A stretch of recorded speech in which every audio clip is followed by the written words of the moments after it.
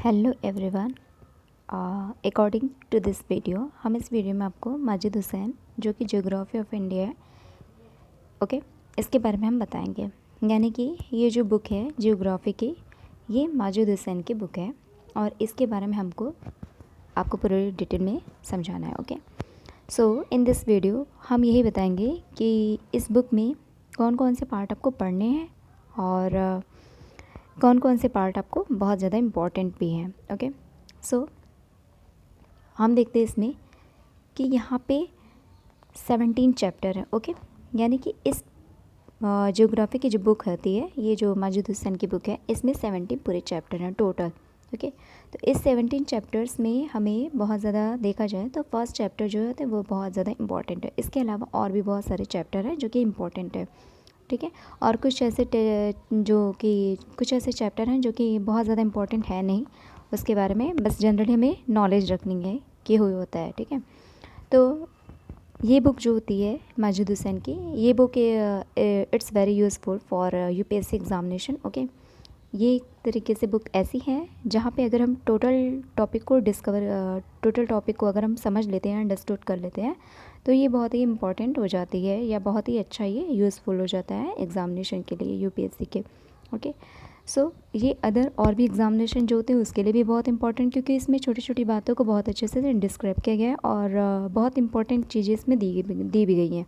Okay, सो इसमें जो first chapter है वो है स्ट्रक्चर ऑफ इंडिया। उसके बारे में हम इसमें डिटेल में पढ़ेंगे। स्ट्रक्चर ऑफ इंडिया यानी कि जो भारत की संरचना है वो कैसी होती है और उसमें क्या क्या चीज़ें मिनरल्स मिले हुए हैं या क्या क्या चीज़ें उसमें फ़ायदेमंद हुए हैं, ठीक है।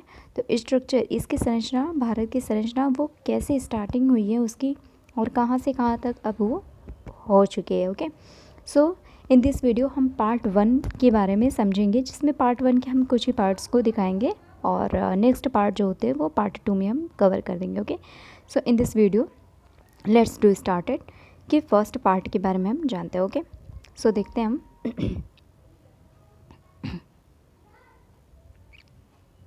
ओके, यहाँ पे देखते हैं हम कि इसके बारे में बताया गया है कि जो जियोलॉजिकल हिस्ट्री है, सबसे पहले हम इसी के बारे में पढ़ते हैं। जियोलॉजिकल जो हिस्ट्री है यानी कि जो भारत की संरचना है उसके बारे में हम हिस्ट्री जो भी देखे हैं, तो वो इतिहास उसका कैसे शुरू हुआ है, यानी कि जो भारत की संरचना है वो शुरुआत कैसे हुई है उसकी। ओके, सो यहाँ पे हमने जाना कि understanding the types and characters of rocks and slopes and physical and chemical properties of soils, availability of minerals and surface extra वगैरह। तो यहाँ पे हमने देखा कि जैसे कि जो चट्टानें होती हैं, रॉक्स जो होती हैं, उस रॉक्स के बारे में अगर हम जानें तो उसकी जो टाइप्स होती हैं, यानी कि चट्टानें जो होती हैं वो कितनी प्रकार की होती हैं और उनके कैरेक्टर क्या होते हैं, ठीक है। यानी कि वो कितनी प्रकार की होती हैं, टाइप्स की होती हैं और उनके जो गुण हैं, कैरेक्टर हैं, लक्षण हैं, वो क्या क्या होते हैं।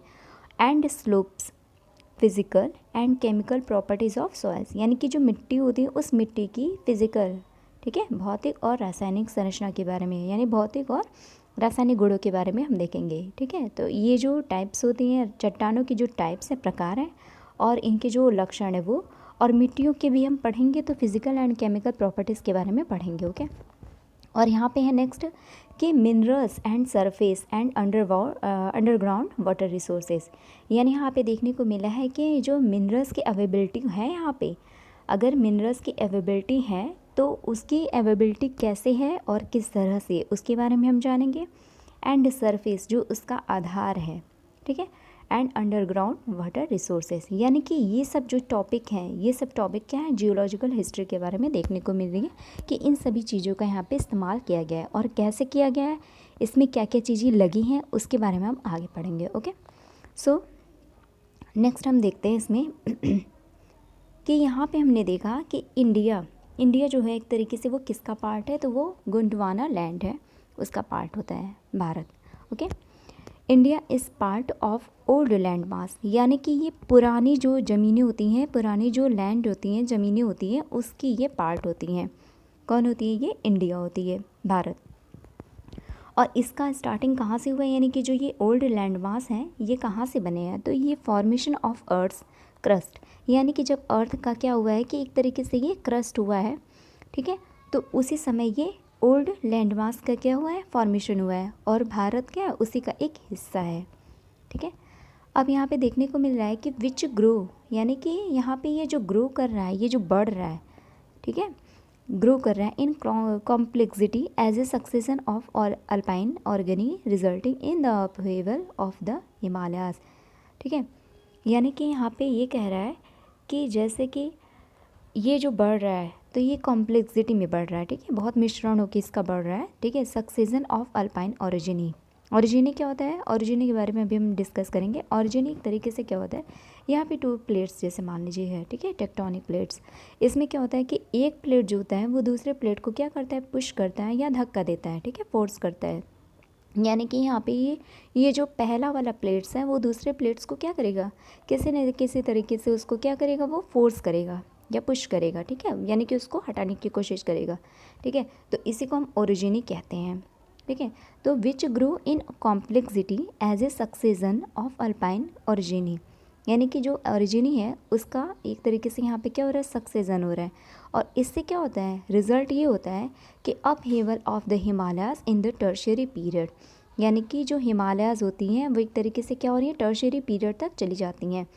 ठीक है, इसके बाद क्या है कि and the aggradational formation of the Indo Gangetic plain, यानी कि यहाँ पे जो इंडो गैंगेटिक प्लेन है इंडिया का, ठीक है, ये जो गैंगेटिक प्लेन है ये क्या होता है, फॉर्मेशन हो जाता है, इसका बनने लगता है। ठीक है, कब बनता है ये इंडो गैंगेटिक प्लेन, तो ये इंडो गैंगेटिक जो प्लेन है ये प्लीस्टोसीन पीरियड में बनता है। यानी कि ये जो प्लीस्टोसीन पीरियड होती है, समय होती है, इस समय के दौरान ये इंडो गैंगेटिक प्लेन का क्या होता है, फॉर्मेशन होता है। ओके, तो इसके बारे में हमने जाना। तो यहाँ पे क्वेश्चन ये बन सकता है कि इंडिया किसका पार्ट है, तो हम बोलेंगे गोंडवाना लैंड का पार्ट है। और एक तरीके से इंडिया जो है इसमें देखने को मिले कि यहाँ पे प्लीस्टोसीन पीरियड के दौरान इंडो गैंगेटिक प्लेन बना है या नहीं, तो इसको भी आंसर हम क्या करेंगे, यस। ओके, तो ये एक तरीके से इंडो गैंगेटिक प्लेन जो है वो किस पीरियड के दौरान बना है, ये भी क्वेश्चन हो सकता है, तो हम बताएंगे प्लीस्टोसीन पीरियड के दौरान। ओके, नेक्स्ट हम चलते हैं। यहाँ पे देखने को मिलता है सेडिमेंटेशन। ओके, सो सेडिमेंटेशन में क्या होता है, sedimentation in the flood plains of the rivers. ठीक है, flood plains of the rivers and the lower part of the Gangetic plain. Okay, so in this video sedimentation क्या होता है, सेडिमेंटेशन एक तरीके से देखा जाए जैसे रिवर्स होती हैं, ठीक है, नदियाँ। ये नदियाँ क्या होती हैं, एक तरीके से फ्लड प्लेन्स इनका जो होता है, यानी कि नदियों के जैसे ये एक तरीके से हम समझ लें बाढ़, ठीक है, फ्लड वगैरह। तो ये नदियाँ क्या होती है, एक तरीके से जब जमाव होने लगती है, बहुत ज़्यादा हो जाती हैं, तो ये इकट्ठा जब इनका फ्लड प्लेन्स बन जाता है, या फिर हम ये कह लें and the lower part of the Gangetic plain, यानी कि जो गैंगेटिक प्लेन होती है, ठीक है, इसका जो निचला हिस्सा होता है, इस निचले हिस्से के बारे में हम बात करें कि ये निचला हिस्सा, इसी चीज़ को हमने क्या कहा, सेडिमेंटेशन कहा। ठीक है, सेडिमेंटेशन का ही हो गया क्या कि ये जमाव। ठीक है, यानी कि नदियाँ जब जमती हैं, फ्लड जब आ जाते हैं बहुत ज़्यादा, तो उस समय क्या होता है, गैंगेटिक प्लेन का जो नीचे का पार्ट होता है, लोअर पार्ट होता है, इसी को हमने कहा सेडिमेंटेशन। तो इसको हमने नाम क्या दिया, हुगली बेसिन, यानी इसको हमने क्या नाम दिया, हुगली बेसिन। ये जो होती है ये क्या होती है, हुगली बेसिन होती है। ठीक है, नेक्स्ट है इसमें कि इट बिगिंस, ये हुगली बेसिन जो होती है इसी के बारे में बताया गया कि ये शुरू कहाँ से हो रही है। ठीक है, तो ये शुरू हो रही है first formation of earth crust, यानी कि जो पृथ्वी होती है, ये पृथ्वी क्या हो रही है, ये जब क्रस्ट होती है तो पहली बार में ही इसका क्या होता है, फर्स्ट टाइम ही इसका फॉर्मेशन हो जाता है, किसका, हुगली बेसिन का। ओके, यहाँ इसके बाद है कि first deposited sedimentary rocks first orogeny and extends up to the recent laying down of alluvial deposit, यानी कि यहाँ पे देखने को ये मिल रहा है कि इसका फॉर्मेशन जो हो रहा है वो पहली बार फॉर्मेशन कब हो रहा है, तो अर्थ का क्रस्ट जब हो रहा है तो हो रहा है इसका। ठीक है, इसके बाद है कि फर्स्ट डिपॉजिटेड सेडिमेंट्री रॉक्स, पहली बार जब सेडिमेंट्री रॉक्स क्या हुआ है कि जमाव इसका हुआ है, या फर्स्ट ओरिजिनी हुआ है, यानी कि पहली बार जब ये टेक्टोनिक प्लेट जो होती हैं उन दोनों में से कोई एक प्लेट जो हो रही है वो दूसरे को क्या कर रही है, फोर्स कर रही है, पुश कर रही है, तब होता है फर्स्ट टाइम जो ओरिजिनी है। एंड एक्सटेंड, ये क्या होते हैं, एक तरीके से अप हो जाते हैं, एक्सटेंड हो जाते हैं ऊपर की ओर, ये क्या होते हैं, उठ जाते हैं। ठीक है, और नीचे क्या जम जाता है, एलुवियल डिपॉजिट। यहाँ पे हमने देखा ये जो एलुवियल डिपॉजिट है ये नीचे की ओर क्या हो रही है, जम जा रही है, ठीक है। ये एलुवियल डिपॉजिट नीचे की ओर एलुवियल डिपॉजिट होने लगता है, जमने लगता है, ठीक है। तो ये एक तरीके से यहाँ पे क्या हो रहा है, हुगली बेसिन का स्टार्टिंग हो रहा है। अब हमने देखा यहाँ पे कि the process of mountains formation, यानी कि माउंटेन कैसे बनती है। तो यहाँ पे हमने देखा कि जो प्रोसेस हो रही है माउंटेन फॉर्मेशन की, पर्वतों की बनने की, तो इसमें होता क्या है कि जब टू टेक्टोनिक प्लेट्स कोलाइड होते हैं, यानी कि दो टेक्टोनिक प्लेट्स क्या है, कोलाइड हो रहे हैं, या फिर एक तरीके से हम जाने तो इनमें से जो एक प्लेट है वो क्या कर रहा है, दूसरी प्लेट को क्या कर रहा है, एक तरीके से पुश कर रहा है या धक्का दे रहा है, ठीक है। या फिर pushing the earth crust upwards, यानी कि ये क्या कर रहे हैं, एक तरीके से अर्थ का जो क्रस्ट हो रहा है उसको ऊपर की ओर क्या कर रहा है, एक तरीके से पुशिंग कर रहा है, धक्का दे रहा है, ठीक है। तो इस तरह से बनते हैं। नेक्स्ट है, यहाँ पे हम देख रहे हैं तो ये जो टेक्टोनिक प्लेट्स हैं, एक तरीके से ये ओरिजिनी के एग्जाम्पल को दिखाया गया है कि ये यहाँ पे ये जो प्लेट्स है ये अंदर की ओर जा रहा है इस तरह से, और ये जो प्लेट्स है ये बाहर की ओर आ रहा है, और यहाँ पे हमने देखा तो ये वाला प्लेट्स इधर की ओर आ रहा है, ठीक है। तो ये एक तरीके से क्या हो रहा है, प्लेट्स नीचे की ओर और एक प्लेट जो है वो अपवर्ड्स ऊपर की ओर जा रहा है, okay.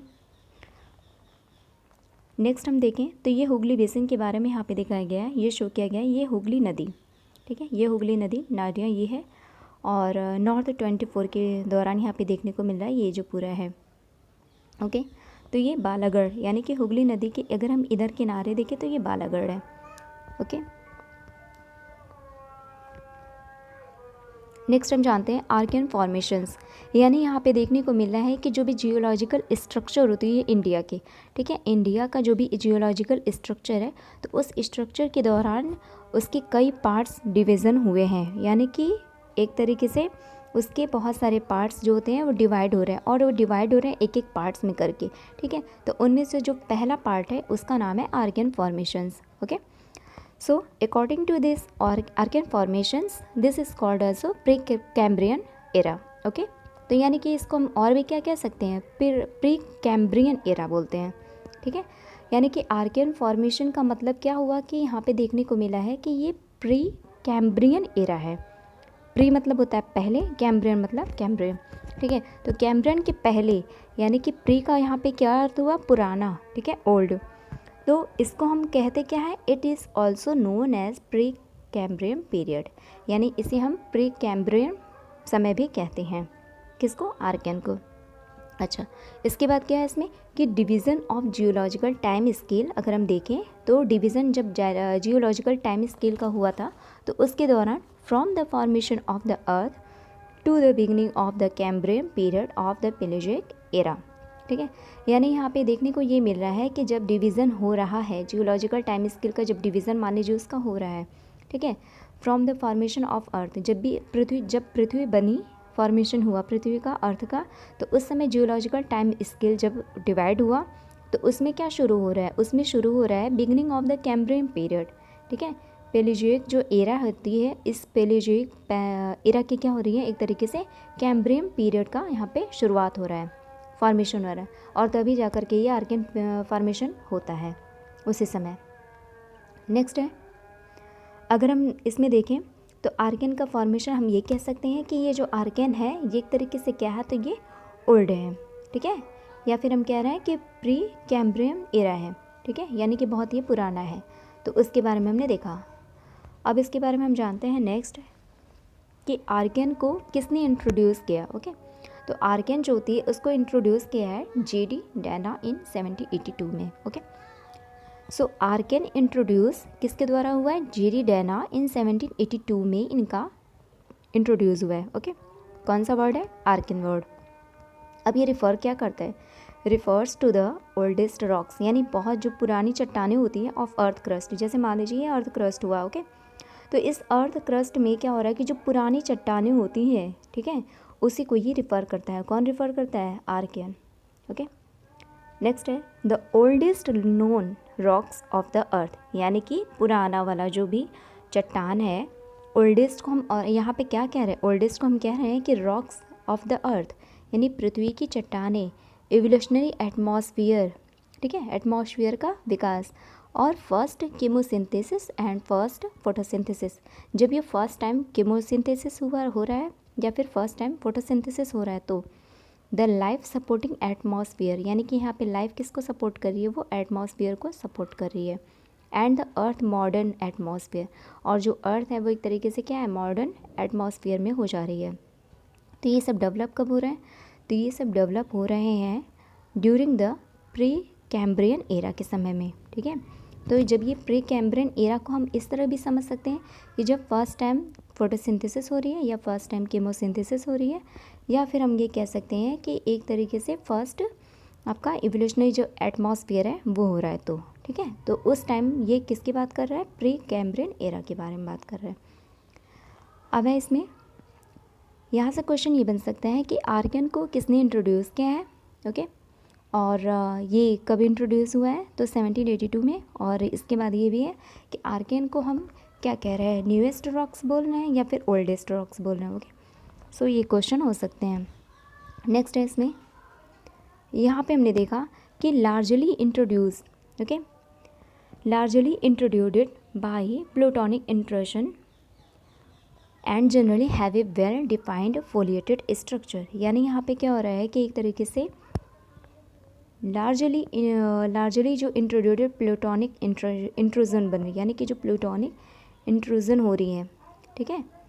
And generally have a well defined foliated structure, जब ये प्लूटोनिक क्या होती हैं कि ये फोलिएटेड हो जाती हैं, यानी कि जब ये घुमाव करके ये एक तरीके से फोलिएटेड हो जाती हैं, ठीक है, मुड़ती जाती है, परत बनती जाती है, तो उस समय क्या होता है, इसको हम क्या कहते हैं, इसको हम बोलते हैं बेसमेंट कॉम्प्लेक्स या फिर फंडामेंटल जेनेसिस। इसको हम बेसमेंट कॉम्प्लेक्स भी बोल सकते हैं एंड फंडामेंटल जेनेसिस भी बोल सकते हैं।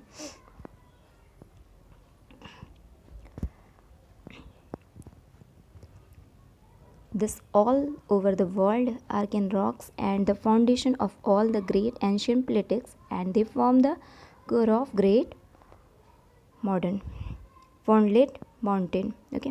इसमें क्या है कि जैसे कि पूरी जो वर्ल्ड है, पूरे जो ऑल ओवर द वर्ल्ड के बारे में बात की गई यहाँ पे कि आर्कियन रॉक्स जो होती हैं इसका फाउंडेशन कैसे हो रहा है, तो ये ग्रेट एंशियंट प्लेटिक्स के द्वारा हो रहा है। यानी कि कहने का सेंस ये है कि जैसे कि जो पुराना प्लेटिक्स है, ठीक है, बहुत बड़ा पुराना जो प्लेटिक्स है उसी के द्वारा क्या हो रहा है, इसका फाउंडेशन हुआ है आर्कियन का।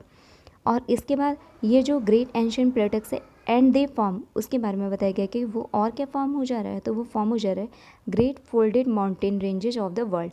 यानी कि एक तरीके से कहा जा सकता है कि इसमें कि ये जो माउंटेन है ये फोल्ड होती जाती है, ठीक है, ये एक तरीके से इस तरह से फोल्ड होती जाती है और ये पूरे क्या होती है, पूरे वर्ल्ड में एक तरीके से ये स्प्रेड हो जाती है। सो दिस इज़ द कि क्वेश्चन यहाँ पे ये हो सकता है कि बेसमेंट कॉम्प्लेक्स क्या होते हैं, इसे what is basement complex, okay, बन सकते क्वेश्चन यहाँ से। नेक्स्ट हम यहाँ देखते हैं कि इस इंडिया के मैप में हमने ये देखना है कि यहाँ पे ओके, सो यहाँ पे हमने जाना कि ये जो एक पार्ट है, ठीक है, जिसमें स्पॉटेड करके दिए हुए हैं, तो इस स्पॉटेड पार्ट को हम क्या कहते हैं, क्वाटरनरी रिसेंट, ठीक है, इसको हम क्या कहते हैं, क्वाटरनरी रिसेंट बोलते हैं, ठीक है। नेक्स्ट यहाँ पे हमने यहाँ पे ये देखा है कि ये जो वाला पार्ट है, ये वाला लाइनिंग वाला करके, इस लाइनिंग वाले पार्ट को हम क्या कहते हैं, इसको बोलते हैं आर्कियन, ठीक है। ये जो आर्कियन यहाँ पे देखने को मिल रहा है, देखिए यहाँ पे है और कुछ यहाँ पे है, यानी कि ये जो तमिलनाडु केरल कर्नाटक का जो एरा है ये वाला, और इधर अगर हम देखें तो ये आंध्र प्रदेश का कुछ एरा हो गया है ये, और यहाँ पे ये वेस्ट बंगाल कुछ है, तो यहाँ पे ये, तो ये सब जो एरा है ये सब क्या कहला रहे हैं, आर्कियन वाले, ठीक है। और ये जो है इसको हम क्या कह रहे हैं, क्वाटरनरी रिसेंट। क्वाटरनरी रिसेंट जो आपका बन रहा है ये यूपी एमपी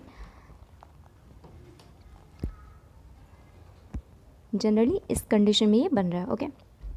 नेक्स्ट अगर हम देखें यहाँ पे तो हमने ये देखा है इसमें कि ये जो स्टार वाली लाइनिंग है इसको हम क्या कह रहे हैं, इसको हम कह रहे हैं क्रिटेशियस डेकन ट्रैप, यानी जो प्लस पॉजिटिव निशान है, पॉजिटिव साइन है, इसको हम क्या कह रहे हैं, ये जो पूरा पार्ट गया है इस पूरे पार्ट को हम क्या कह रहे हैं कि ये क्रिटेशियस डेकन ट्रैप है, ओके। सो ये क्रिटेशियस डेकन ट्रैप हो गया, ओके। और बस इसमें इतना ही है। और यहाँ पे कुछ ये जो पार्ट है ये ब्लैक पूरे जो फिल हुए हैं ब्लैक वाले, ये जो यहाँ पे थोड़ा थोड़ा दिख रहा है, इसको हम क्या कह रहे हैं, ये धरवर सिस्टम होता है, या इसको हम क्या कहते हैं, कुदापास सिस्टम, ठीक है, कुदापा सिस्टम इसको बोलते हैं या फिर दर्वस सिस्टम बोलते हैं। तो इसके इतने इतने पार्ट हैं।